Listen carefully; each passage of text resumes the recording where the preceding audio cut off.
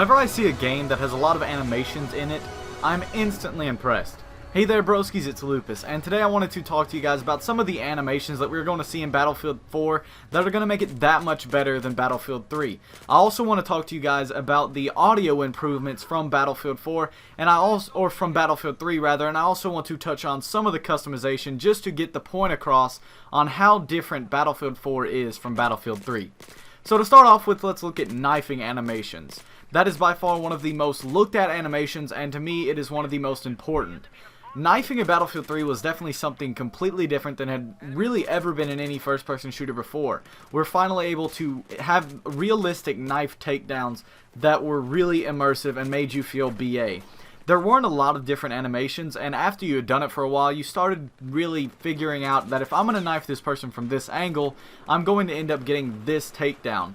So it wasn't very varietized, but there was more than you would have in most games. In Battlefield 4, they've basically added a ton more different animations, and I'm going to try and show some little clips in the background for you guys to see some really cool animations. And to me, I think all these new animations are going to be awesome. And another thing is they have added in counter knifing, which we have not seen before, and this is going to add even more animations. So we're going to get our initial animations with counter knife animations on top of that, and it's just going to be so different. Odds are, in a game, you may not end up getting the same knife takedown over, like, more than once. You might, but I feel like it's going to be very unlikely with the different amounts of animations that they are putting into the game. Some other animations are the basic ones, such as the dying animation. In Battlefield 3, there was only really one dying animation. If you died, your arm would just fall down in front of your face as you went over, like as you fell over. But in Battlefield 4, I've seen a lot of different ones. I'm going to try, if I can, I want to put some clips in the background of this as well, but I'm not sure if I'll be able to remember where I even saw this clip. But there was a clip where a guy was getting shot, and I believe he was shot by some sort of RPG or something, and he went flying backwards, his legs flailed up in the air in front of him, and his arms flailed up, and I thought that was awesome. That's just so cool. Instead of that basic arm falling to the ground in front of you as you're falling over, it's something different. And I don't know if this is going to be like something that only happens when there's an explosive. I've heard my friend JD, he actually said that he saw a gameplay or something where a person was running and got shot and that happened. So I don't know what it's going to be, but that animation is definitely something awesome. And I just think that on top of all the animations we already had within Battlefield 3, such as the running and jumping over objects where your legs flail out in front of you, as well as the crawling animations, I think are going to make the game just so brilliant and a lot better than most other first-person shooters that we've seen. So now I want to look at the sound improvements from Battlefield 3 to Battlefield 4. So, as you guys should know, when Battlefield 3 was out, it had an amazing soundboard. The guns sounded great, the echoes were great, the explosions were great, everything sounded magnificent. Even today, it has got to be one of the best sounding first-person shooters that I've seen, and it's just amazing. Whenever you'd be shooting a gun and you'd be just out in the open, and then you'd walk inside of a container, a little crate or something, the sound would change accordingly to how it would do in real life, and it was really awesome. In Battlefield 4, they've taken the amazingness of Battlefield 3 sound effects, but they've made it even more realistic.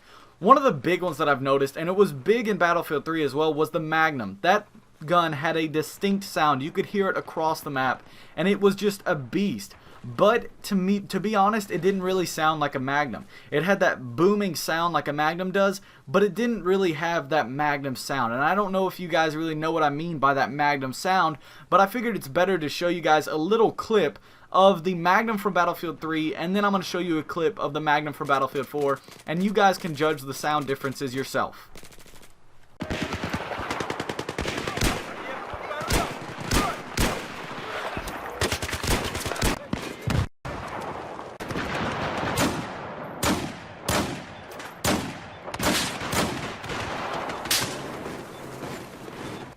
So as you guys can see, the Magnum sounds amazing once again, even better than it did in Battlefield 3.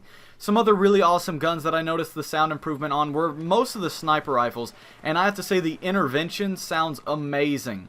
Another really cool one was the AEK 971. In this game, it sounds more like the hammer inside of the gun is actually hitting, unlike it does in Battlefield 3. Battlefield 3 sounded cool, but it just didn't sound like an AEK should, and I really think it sounds amazing. And overall, the sound improvement in Battlefield 4 with explosions as well as the gun sound effects are amazing. The last thing I wanted to touch on real quick was the customization within Battlefield 4. So in Battlefield 3 there wasn't very much customization. We had camos for premium members, but they were very limited and they weren't on every gun. In Battlefield 4 we're finally getting camos for every single gun, and we're also going to be getting 8 categories with 16 camos in each. That is a lot of camos, guys. And we get to put those on our guns, our vehicles, maybe our characters, and we're also going to be able to add decals to our vehicles and weapons as well, and that's just going to be awesome, making something your own and representing yourself, and that's going to be sick. And I really think DICE looked at what Danger Close did with Medal of Honor Warfighter, looked at all the mistakes that they had, but then looked at the plus sides to it, such as the customization and camos, and was like, hey, we should do that as well. And they have added more camos than I could even imagine. Call of Duty never had this many camos. It's probably more camos than Medal of Honor Warfighter had, but I'm not completely sure. And I'm just glad that they're adding this customization level to Battlefield 4. But I hope you guys did like this video. If you did, be sure to smack that like button. And if you want more great content, go ahead and subscribe. Thank you guys for watching. Peace.